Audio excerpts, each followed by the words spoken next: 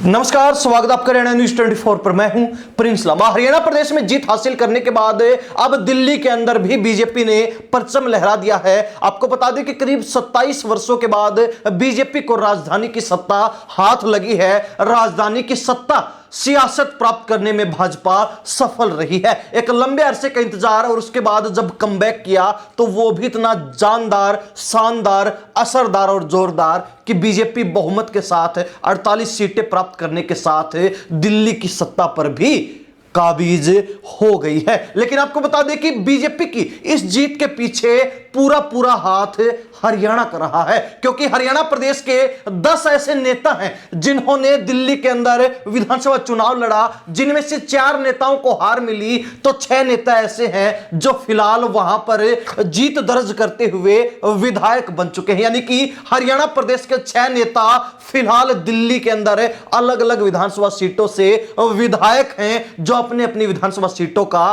प्रतिनिधित्व कर रहे हैं। आज इसी को लेकर विस्तार से चर्चा करेंगे और आपको बताएंगे कि किस तरीके से हरियाणा प्रदेश ने दिल्ली की राजनीति में भी धमाल मचा दिया है, कमाल कर दिखाया है और हरियाणा के लोग किस तरीके से दिल्ली की सियासत में सरताज बन गए हैं। इस कड़ी में अगर बात की जाए सबसे पहले नेता की तो नाम आता है राजौरी गार्डन विधानसभा सीट से बीजेपी प्रत्याशी रहे और जीत दर्ज करने वाले मनजिंदर सिंह सिरसा, जो कि सिरसा जिले से संबंध रखते हैं। तो वहीं आपको बता दें कि बीजेपी ने इनको इस बार यहां से प्रत्याशी बनाया और कमाल की बात यह है कि मनजिंदर सिंह सिरसा को टोटल 64,132 वोट मिले और उन्होंने लगभग 18,190 वोटों से आम आदमी पार्टी के प्रत्याशी को मात दी है, चुनाव में पटकनी दी है। आपको बता दें कि मनजिंदर सिंह सिरसा भारतीय जनता पार्टी के राष्ट्रीय सचिव तो है ही, साथ ही केंद्रीय मंत्री मनोहर लाल खट्टर के भी बेहद खास हैं, बड़े करीबी हैं और यही प्रमुख कारण है कि सिरसा जिले से हरियाणा प्रदेश से संबंध रखते हुए भी मनजिंदर सिंह सिरसा को राजौरी गार्डन विधानसभा सीट से टिकट मिली। बीजेपी ने अपना उम्मीदवार बनाया और उन्होंने कमल खिलाने में भी कामयाबी हासिल की, 18,000 के एक बड़े अंतर से जीत दर्ज की। आपको बता दें कि अगले अगर नेता की बात की जाए, दूसरे नेता की बात की जाए जो हरियाणा प्रदेश से संबंध रखते हैं और फिलहाल दिल्ली विधानसभा चुनाव जीतने के बाद विधायक बन चुके हैं, तो नाम आता है उत्तम नगर विधानसभा सीट से भाजपा प्रत्याशी रहे जो अब चुनाव जीतकर एमएलए बन चुके हैं, पवन शर्मा, जो हरियाणा प्रदेश के जींद जिले के नरवाना से संबंध रखते हैं, नरवाना से आते हैं और उन्होंने दिल्ली विधानसभा चुनाव में उत्तम नगर विधानसभा सीट से बीजेपी टिकट पर चुनाव लड़ा। आपको बता दें कि पवन शर्मा ने उत्तम नगर सीट के ऊपर कुल 1,03,613 वोट प्राप्त किए और उन्होंने 29,740 वोटों के एक बड़े अंतर से आम आदमी पार्टी के प्रत्याशी को मात दी है, चुनाव हराया है। इसके अलावा अगर आगे बात की जाए तीसरे नेता की तो आदर्श नगर विधानसभा सीट से चुनाव लड़ने वाले बीजेपी उम्मीदवार राजकुमार भाटिया भी हरियाणा प्रदेश के हिसार जिले के हांसी से संबंध रखते हैं, हांसी से आते हैं। राजकुमार भाटिया जिनको बीजेपी ने टिकट दिया और वो इस बार आदर्श नगर विधानसभा सीट से चुनाव लड़ रहे थे, तो उन्होंने इस बार चुनाव के अंदर 52,510 वोट कुल प्राप्त किए और 11,482 वोटों की लीड के साथ, 11,000 वोटों के एक बड़े अंतर के साथ आम आदमी पार्टी के प्रत्याशी को चुनाव के अंदर मात दी है, पटकनी दी है। अगले नेता की बात की जाए तो नाम आता है करनैल सिंह का, जो कि हरियाणा प्रदेश के सोनीपत जिले से आते हैं, सोनीपत से आते हैं और वो इस बार बीजेपी उम्मीदवार के तौर पर सकूर बस्ती विधानसभा सीट से चुनाव लड़ रहे थे और खास बात यह है कि इसी सीट से आम आदमी पार्टी के पूर्व में मंत्री रहे सत्येंद्र जैन भी चुनाव लड़ रहे थे। तो ऐसे में एक मंत्री के सामने बीजेपी उम्मीदवार करनैल सिंह, जो कि हरियाणा के सोनीपत से संबंध रखते हैं, सोनीपत से आते हैं, उन्होंने चुनाव लड़ा और उनको जो है इस बार सकूर बस्ती विधानसभा सीट पर बीजेपी उम्मीदवार रहते हुए 56,869 कुल वोट प्राप्त हुए, तो वही 20,998 वोटों के बड़े अंतर से, बड़े मार्जिन से उन्होंने आम आदमी पार्टी के पूर्व में मंत्री रहे सत्येंद्र जैन को मात दी है, करारी हार दी है। आगे अगर बात की जाए दिल्ली की त्रिनगर विधानसभा सीट की,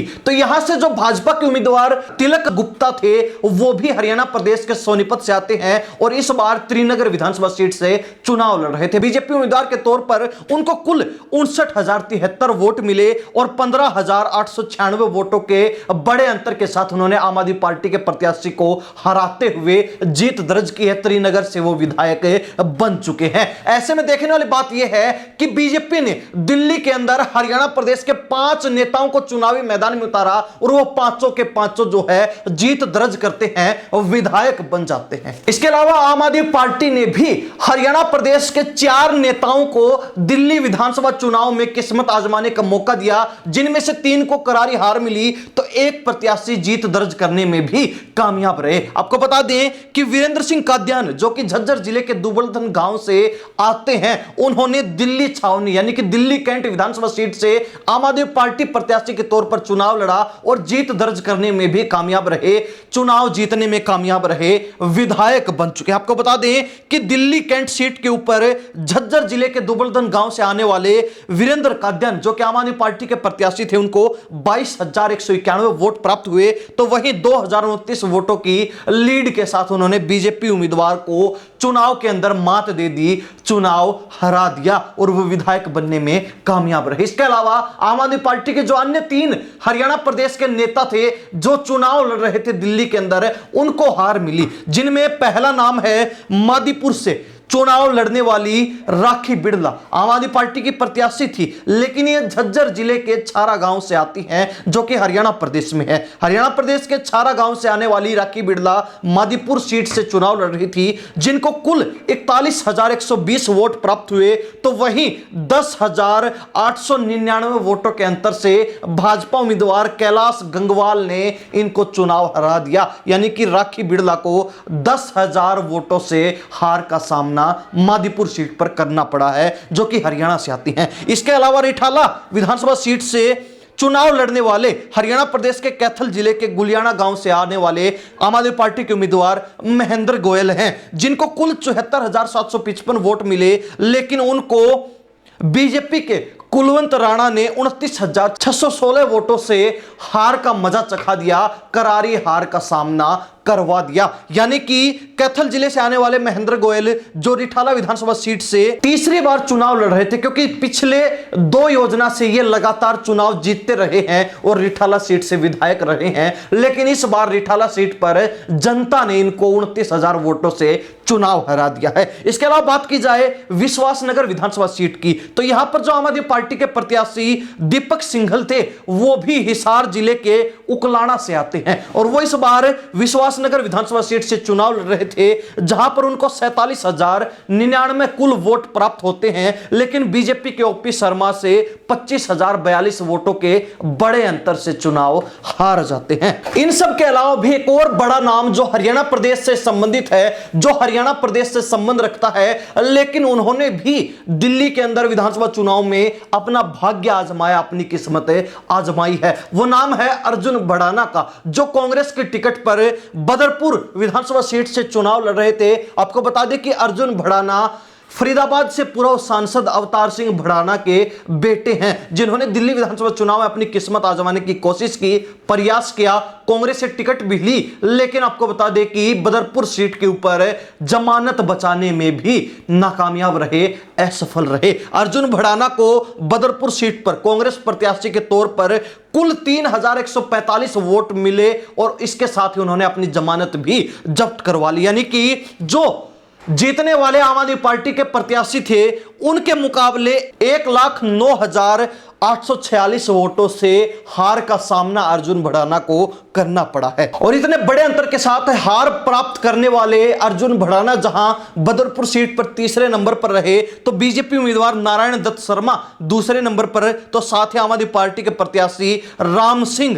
को जीत मिली, वो विधायक बनने में कामयाब रहे। ये वो 10 नेता हरियाणा प्रदेश के जिन्होंने दिल्ली विधानसभा चुनाव के अंदर झंडे गाड़ने का काम किया, अपनी किस्मत आजमाई, लेकिन इनमें से 6 का ही भाग्य साथ दे पाया। 6 नेता ही विधायक बन पाए और बाकी 4 नेताओं को हार का सामना करना पड़ा। अब खास बात यह है कि इन जीतने वाले 6 नेताओं में से 5 विधायक बीजेपी के हैं। जो हरियाणा प्रदेश के 5 नेता चुनाव जीते बीजेपी टिकट पर, वो बीजेपी के विधायक हैं, तो वहीं एक विधायक आम आदमी पार्टी का है। तो ऐसे में अंदाजा लगाया जा सकता है कि दिल्ली विधानसभा चुनाव के अंदर भाजपा को जो 48 सीटें मिली हैं, उसमें हरियाणा का भी एक बड़ा हिस्सा है, हरियाणा का भी एक अहम रोल है, क्योंकि 5 विधायक भाजपा के जो दिल्ली में विधानसभा चुनाव जीते हैं, विधायक बने हैं, वो हरियाणा से हैं, वो हरियाणा के नेता हैं। तो ऐसे में यह कहा जा सकता है कि हरियाणा की बदौलत ही दिल्ली में भी आम आदमी पार्टी को मात देते हुए बीजेपी जीत दर्ज करने में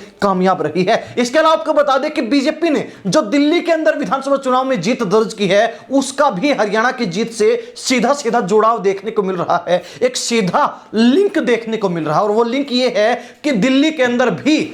फरवरी की 5 तारीख को वोटिंग हुई, तो 8 तारीख को मतगणना हुई। तो वहीं आपको बता दें कि 2024 के अंदर जब हरियाणा प्रदेश में विधानसभा चुनाव थे, तो अक्टूबर महीने की 5 तारीख को वोटिंग होती है और 8 तारीख को मतगणना होती है। और इससे भी खास कोइंसिडेंस, इससे भी बड़ा संयोग यह है कि हरियाणा प्रदेश में भी भाजपा ने 48 सीटें प्राप्त की, तो वहीं दिल्ली के अंदर भी बीजेपी 48 सीटें जीतने में कामयाब रही और बड़े बहुमत के साथ, बड़े मार्जिन के साथ सरकार बनाते हुए आम आदमी पार्टी का दिल्ली से सफाया कर दिया। 27 सालों के बाद कमबैक करते हुए आम आदमी पार्टी को सत्ता से बाहर का रास्ता, सियासत से बाहर का रास्ता दिखा दिया है। लेकिन हमने आपको विस्तार से बताया कि वो कौन से हरियाणा प्रदेश के 10 नेता हैं, जिनमें से 4 को हार मिली, लेकिन 6 दिल्ली से